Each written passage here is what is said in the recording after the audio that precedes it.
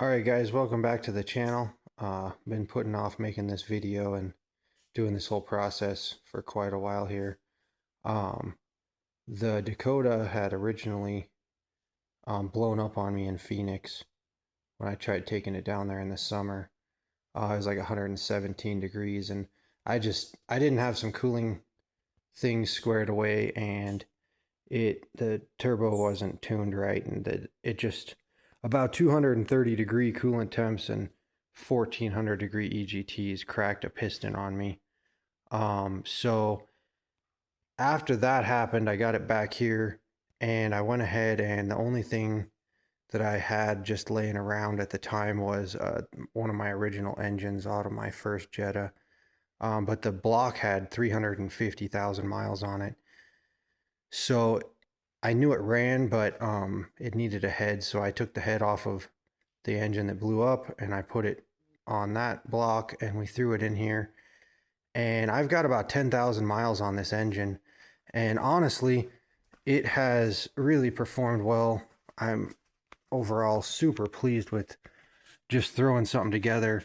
I got it sealed up tight. It's not leaking at all, but it is burning quite a bit of oil, more than I'd like it to. The harder I push it, probably the more it uses. So, I mean, I don't know. It's somewhere between a quart and 2 quarts in 5,000 miles. And I've got the truck so squared away other than that, that I want to try getting something more fresh in here and probably just maybe feel a little more dependable about it. That, and this is running one of the original TD conversions, Jeep adapter plates to the AW4 automatic. And I am just not a fan of the powermaster starter they were using back then. I probably have somewhere between 30 and 40,000 miles on this truck, and it has taken out 2 starters in that amount of time, and I'm just not happy with those and just the dependability issues. So I've got a brand new TD conversions one that I have acquired now that I'm a dealer. I got one of these as an extra, and the main reason I want this thing is it comes with a Toyota starter. It's set up for the Toyota starter, and I don't have to worry about it going out. And I mean, if it does go out, this thing is in stock at O'Reilly's. Anywhere. I've got one in town. You can get the starter anywhere you want, where the powermaster, obviously this is in a powermaster box, but this is the Toyota starter, and it's just readily available, so I don't have to worry about it. So that was something I wanted to go ahead and upgrade either way. But also, in the last year since I threw this engine in, I have also acquired, this is pretty much a mint ALH it's actually out of a 98, so a little bit older. But the car had some electrical issues, and they were thinking it was the pump, injection pump. And long story short, they kind of gave up on the thing, and it sat next to a shop for almost 12 years. So we went ahead and put a timing belt on it right away before we even really turned it over, and got some fluid in the cylinders. And this thing is making almost 450 psi compression on every cylinder, so it is really healthy. I'm gonna go through and do some seals and stuff on it, but I feel a lot better about having this new of an engine, low mile engine, in the Dakota now that it's really set up for being a daily driver. And I'm just, like I say, wanting to really turn this thing into a more dependable rig and not have a 360,000 mile engine in it. But I really can't complain. Besides just starting a little harder with the lower compression and burning some oil, the thing still tows my boat just fine, even with that kind of mileage.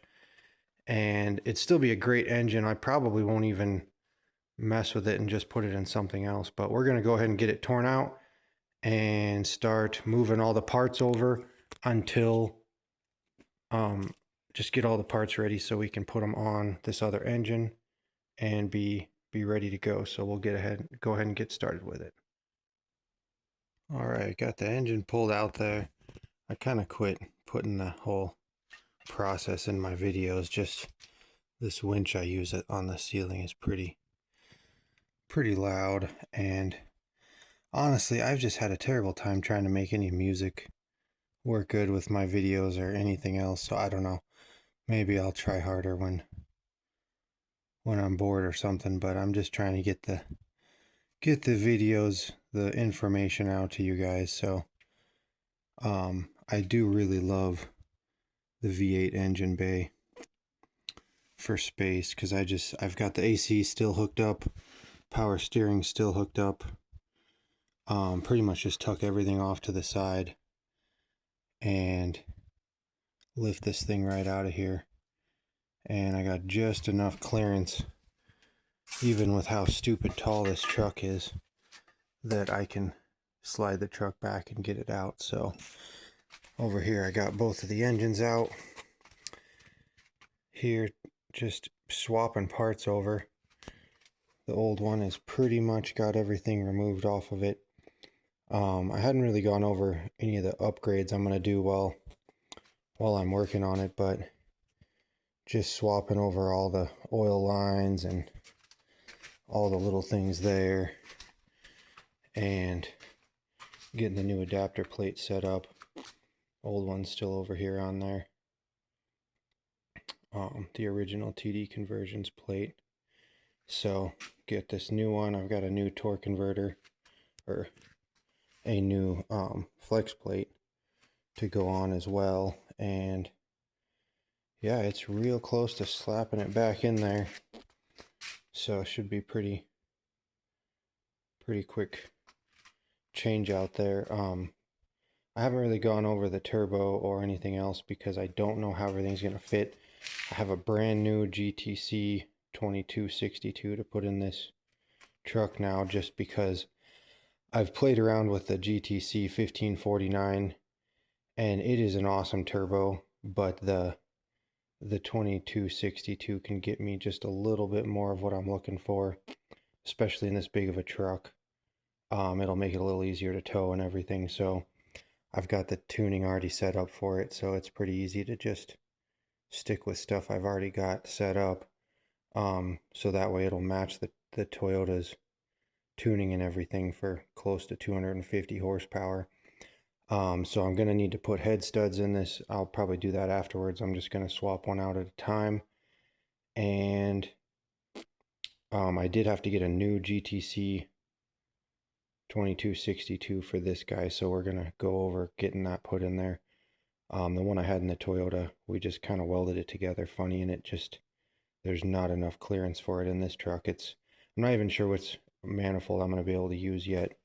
So we'll see once we get this thing back in here where I can fit it, what we're going to do. I did kind of get in a hurry and forgot to pressure wash the engine, but at this point I'm just going to go ahead and get it all sealed up and running again, and I'll do some cleaning in place. But it's not too bad. It's mostly just some dust there. It looks like a pressure washer will take it right off. But yep, the brand new timing belt's on and pretty much ready to get this thing back in there. So I'll slap it in and then get some more video of the updates after that. Alright, I got it all done here. Unfortunately, I was trying to get a few videos along the way of getting this thing set up, but it fought me the whole way. I swear every time I do one of these or work on them, I think I've got this all figured out. I've done 4 swaps now. There's nothing that can surprise me. And yeah, I don't know. I guess God just laughs at me because I've found more issues trying to put this engine in that should have been a straight install than you can imagine. I mean, everything pretty much looks the same. I went ahead and got the new turbo installed. The GTC2262 is super tight in there. We had to cut it real close to the, that's a BRM manifold with the turbo cut off, right almost flush with the bottom of it, and then got it tucked in there as tight as we could, and it's just almost hitting the frame.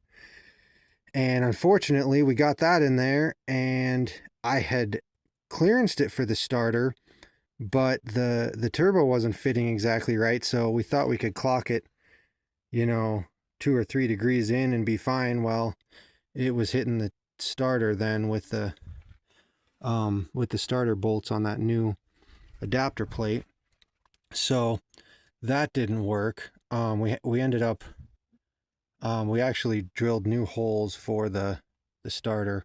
That was the easiest fix, rather than cut the turbo back off again, since it was pretty much perfect as it was, and I've got plenty of clearance to my coil bucket there, so didn't want to screw with it again. So we went ahead and adjusted the turbo. Had to drill new holes in the brand new adapter plate, which always makes you sad. But I got a different actuator, electronic actuator for the turbo. So this is running a, I think it's PWN, and then obviously there's tuning to match that, and we just have a bass tune set up on it right now. But got that all together and had the engine in. I swear I was like, I'm gonna get it all ready and only put the engine in once and we'll be good to go. And I got it in there, and just a fun fact, the TD conversions plate changed where they put the starter at. So the hole I had cut in the bell housing for the original adapter plate was completely different than the new one. So I had to take it back out again and cut a new hole. It ended up being right next to it, so I basically just have a bigger hole in the bell housing. So I went ahead and made a dust shield to cover that up. And I think I had the engine in and out 3 times by the time I was done, because we ended up clocking the engine a little bit different too, because the bolt holes didn't match the clocking position. I had went with a different set of I made my own holes in the first adapter plate, so I knew that was going to be an issue, and I ended up having to move the motor mounts up on the passenger side and down on the driver's side. It was quite an ordeal. Like I say, I can't believe how long this took me, and every time I'd get a video and think I was going to be done, I'd find something wrong that I had to go ahead and start over, and so that was completely nixed. So anyway, it is all back together and pretty much on the road. I just have a bass tune on it. It is only running 220 injectors right now. This is pretty much just the family rig. I'm not going for power here. I'm putting the big turbo on there for the maximum boost there, and I probably could just run like a GTD2262, but I don't like being normal, and those things are pretty expensive. I did find some cheaper ones we could have went with used, but I really like this turbo and just its overall capabilities, so I wanted to make this one work on here. So pretty excited that it fit and I got it in there.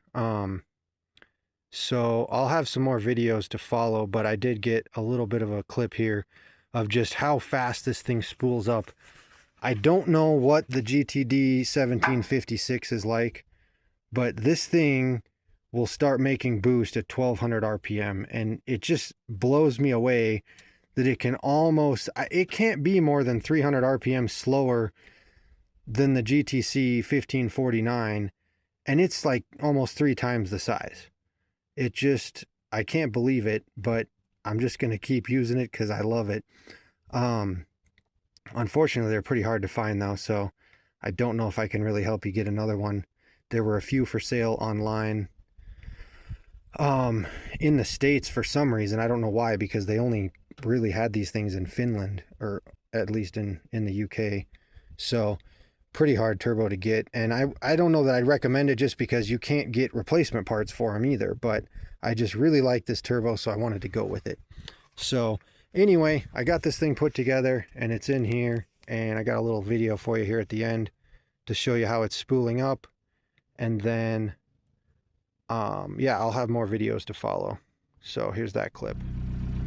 Alright guys, so just like I was hoping, if you've watched any of the videos on this GTC2262 in my Toyota, it just makes boost at crazy low RPMs for how huge it is. Because I guess if you watch the videos on this Dakota, when I first put it in, I had a GTD2262 turbo on here, and I could not get it to spool up even in 4 low. It was just terrible about spooling up below 2000 RPM. And the AW4 automatic, the stock stall converter, is maybe around 1500 or so. You'll kind of see here, but this turbo was making decent boost at even 13 or 1400 RPM in my Toyota, so I was really hoping it was going to be able to do the same thing for me here, because I would like to have just more boost range than my my 1549 that I had in here to start with, and just be able to take off though without too much lag. So here I've got it in first gear, holding the brake down, and I'm just in sand here, so it will start to spin. But you can kind of see when I just slowly rev it up here, I've got the RPMs are right here, the boost gauge is right there. That glow shift kind of flutters at first, but it's already starting to make boost at 1200 RPM. It's just insane to me, because most of these GT20 series, or especially the 22 series, they don't do anything below 2000 RPM. And this thing, by 1400, I'm already almost up to 5 PSI. And so I can get it clear up to 1700, and it's ready to take off. It's insane to me how fast this thing will spool up. So I'm really excited to get the tuning finished on this thing to give it full boost. It's just basically got a base tune on it right now, so I will have more videos to follow on this, but just wanted to give you a quick visual there and just show you I'm definitely excited to see how this thing will do. As you can see, the oil pressure is super good on this thing. It's running 50 PSI on the highway, way more than any of the other engines I've had, but again, all of them are over 300,000 miles, so this thing is just really showing its mint condition. So anyway, stay tuned for some more, and thanks for watching.